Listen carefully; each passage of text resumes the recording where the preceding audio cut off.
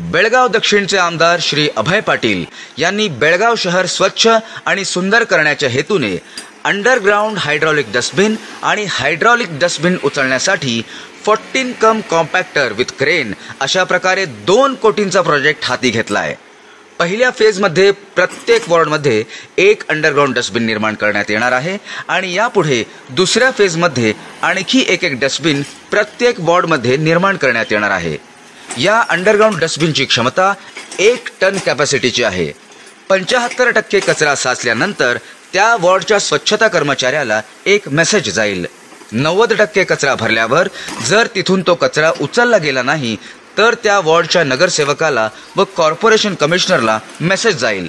Dustbin 100% भरल्यावर जर तिथून कचरा उचलला गेला नाही तर संबंधित कर्मचाऱ्यावर दंडात्मक कारवाई करण्यात येईल।